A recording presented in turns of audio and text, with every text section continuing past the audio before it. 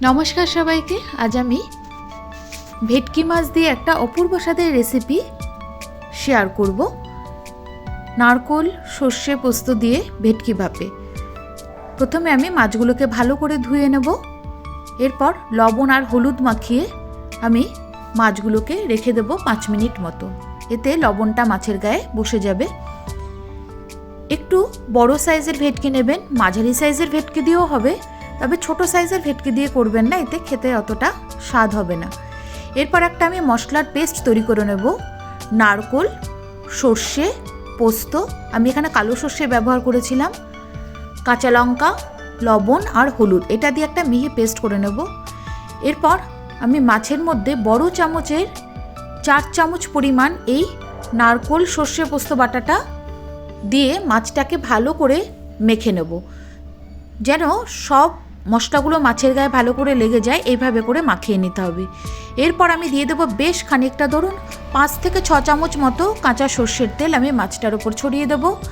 সর্ষের তেলটা দিয়ে ভালো করে মাছের সাথে মাখিয়ে নিয়ে আমি আরও 10 থেকে 15 মিনিট মতো মাছটাকে ম্যারিনেট করে রেখে দেবো। এতে সর্ষের আর সর্ষের তেলের ফ্লেভারটা মাছের মধ্যে ঢুকে যাবে। এরপর গ্যাসে কড়াই বসিয়ে দিয়ে কড়াইটাকে খানিকক্ষণ গরম করে নিতে হবে। কড়াইটা গরম হয়ে গেলে আমি দিয়ে দেবো খানিকটা সর্ষের তেল। এরপর সর্ষের তেলটাকে গরম করে নিয়ে ভালো করে কড়াইতে আমি একটু ঘুরিয়ে ফিরিয়ে নেব। আমি একটু ছড়ানো কড়াই নিয়েছিলাম। আচ্ছা, আর একটা কথা বলে রাখি, এই রেসিপিটা কিন্তু আপনারা চাইলে কোনো টিফিন বক্সের মধ্যে দিয়ে ওপর থেকে সর্ষের তেল ছড়িয়ে গরম জলে কড়াইতে বসিয়েও ভাপে করতে পারেন। তবে আমি এটা কড়াইতে করেছিলাম, সে কারণে নিচে একটু সর্ষের তেল কড়াইতে ছড়িয়ে নিয়েছিলাম। এরপর সব মাছগুলোকে একে একে আমি কড়াইতে সাজিয়ে দেব। দিয়ে দেবো খানিকটা জল পরিমাণ মতো, আর আগে যেটুকু ম্যারিনেশনের সময় যেটুকু মশলা মানে সর্ষে বাটা থাকবে সেটাও উপর থেকে দিয়ে দেবো। এরপর আমি ঢাকা দিয়ে মাছটাকে ফুটিয়ে নেব বেশ খানিকক্ষণ। এরপর দিয়ে দেবো খুব সামান্য স্বাদটা ব্যালেন্স করার জন্য একটু চিনি, দিয়ে দেবো স্বাদ অনুযায়ী লবণ। রান্নাটা প্রায় হয়ে এলে ওপর থেকে দিয়ে দেবো খানিকটা কাঁচা সর্ষের তেল ছড়িয়ে দেবো।